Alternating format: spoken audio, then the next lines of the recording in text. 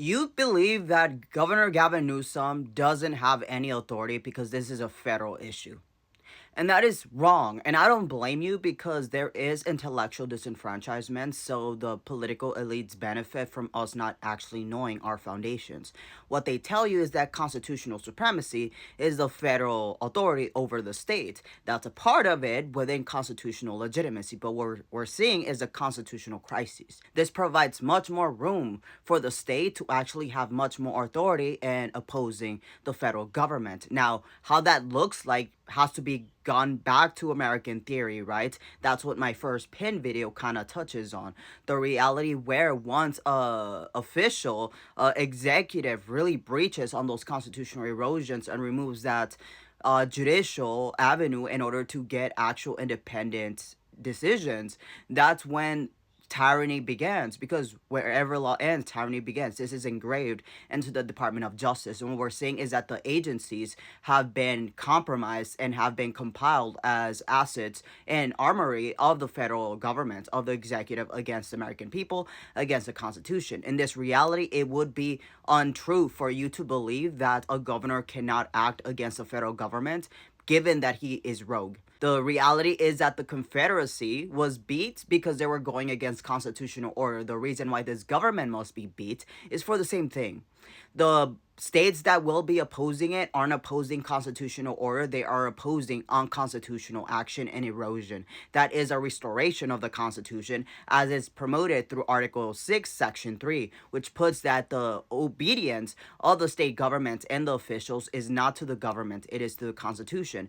But California Governor Gavin Newsom has a, kind of Joe Biden, kind of Merrick Garland, kind of let's see how it goes kind of thing. Let's have a good faith in the court kind of thing. And we already saw how that went when it came to disqualification. So I'm not sure what he's expecting. What's going to happen is a delay in justice. And that allows for a continuation of the harm, a continuation of the unconstitutionality, of the unlawfulness, right? And even in that reality, when you compromise the courts, then they reshape the rule of law. So if they say that something that we perceived as unlawful or unconstitutional to be as such, how are you going to argue against that? Because they're justices, right? There are judges.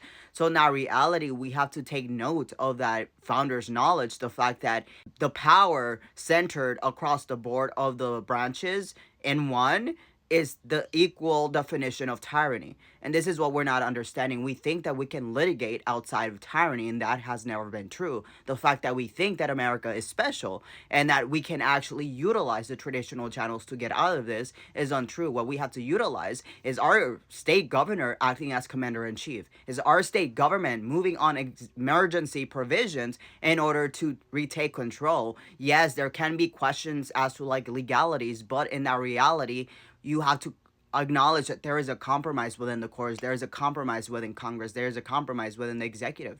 So the only thing left is state rights. And the reality that a governor doesn't want to take on that is a choice. It's not because he cannot. And that's what we have to understand, because a lot of people are excusing Governor Newsom, saying, well, he has no power. He does. He does. And I know why you don't know that he has power, right? But in this reality, what we have to acknowledge is that what's happening is familiar misery, because we don't perceive to push anything better because we want to maintain on the decorum, on the status quo. But solution to this is beyond the status quo, is beyond tradition, because in fact what he's doing is he's consolidating power. And when that's consolidated, he's going to consolidate it by forcing the blue states to actually be in alignment to his tyrant rule. In this reality, what's next?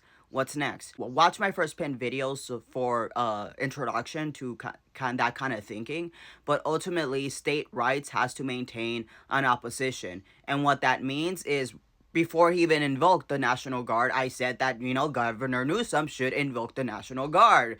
And he didn't, which is, anyone would have perceived that he would have done that, right? That the, DT would have done that. But he thinks that the system will work, and it won't. And we're seeing that. And you'll say, eventually it will work, and I believe maybe it will, but ultimately that's not changing anything on the ground. The fact that there's U.S. citizens going missing, the fact that they're kidnapping people, the fact that they're wearing, uniforms that aren't even uniforms. You don't even know if it's ICE, you don't know if it's DHS, you don't know if it's the Border Patrol, you don't know if it's FBI, you don't know if it's ATF, you don't know if it's DEA, you don't know if it's bounty hunters. And that's the point. Plausible deniability. You don't know who took you. That is the secret police. And the fact that our governor isn't actually rectifying this by positioning his role as state commander in chief is a betrayal to California, is a betrayal to the 40% of the population that is being unjustly racially profiled in order to keep their quota. In this reality, we have to acknowledge that you have to move away from familiar misery and excusing Governor Newsom for doing nothing, because that's what he's doing. Lawsuits, strongly worded words don't end tyranny. Action does.